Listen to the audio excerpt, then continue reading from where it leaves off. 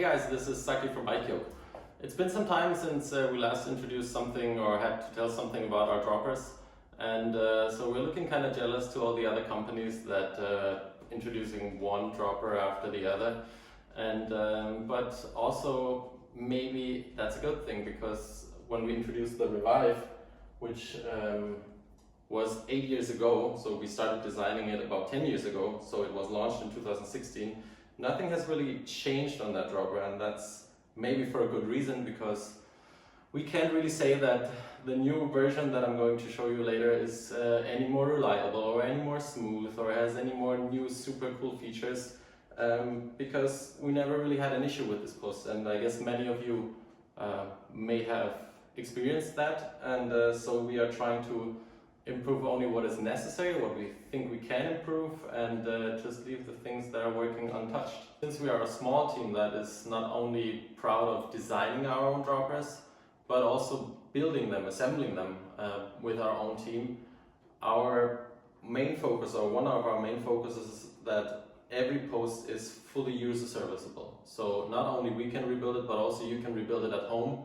And that means that we also can't really say that we got rid of an air valve like many other companies do and drop in a disposable cartridge. No, this post is designed to have all parts available as a spare. You can fully rebuild it in case something goes wrong. And for that, yeah, we keep the air valve, and we like the air valve. So here we have a Revive of the very first generation from 2017. And when you look at it, it might not look so much different from 2020 droppers. That's also because like 90% of the parts are the same. We just tried to reduce the overall length of the dropper. There was nothing really to improve in reliability, smoothness, because that has never been a topic. And so what we did is we reduced the stack height by 5 millimeters. Stack height is the height from the collar slammed all the way into the frame to the center of the saddle rails, and we shortened the actuator, the foot part of the post, by another 10 millimeters. So overall, the post has gotten 15 millimeter shorter than the previous generation. The Revive 3 also features a travel adjustment that other competitors have had introduced in the past before us. Most of them achieve the travel adjustment by guiding pins that they place on top of each other to reduce the top out by the pins actually hitting the upper bushing, so it limits the top out travel. And we think it will cause issues in the end, so we never considered this as an option. So our travel adjustment is a little bit more involved to do, so you have a little bit extra steps to do. You would have to actually release the pressure and unscrew the seal head, it's this part, and then clip the spacers on the shaft. So 5 millimeter spacers, 4 of them are included, so you can reduce the travel of the post in 5 millimeter increments. This is, as I said, it's a little bit more involving to do, but it's the only way how you make it a reliable travel adjustment. Another small detail we changed is the cable attachment, or the cable hook that goes into the post end. Previously we used a threaded cable barrel. Now we are changing to a slide-on cable barrel that just hooks into the original cable nipple, making installation far easier. Every Revive 3 comes with new housings and new wires. We worked on and we developed our own housing with a 3 millimeter outer diameter and a wire that has 0.9 millimeter diameter as opposed to the original 1.1 millimeter. The reason for that is not that it's necessary for most applications, but there are some bikes that come with integrated steer routing, love it or hate it, and those can cause a lot of friction in cables, and we figured out that it does increase the friction to the point that it doesn't feel good. So using a 3 millimeter cable or housing with a 0.9 millimeter wire reduces friction by a big margin and allows for much smoother actuations if you need it.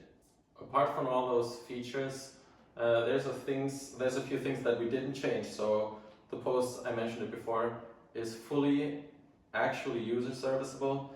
Then you have swappable lower tubes.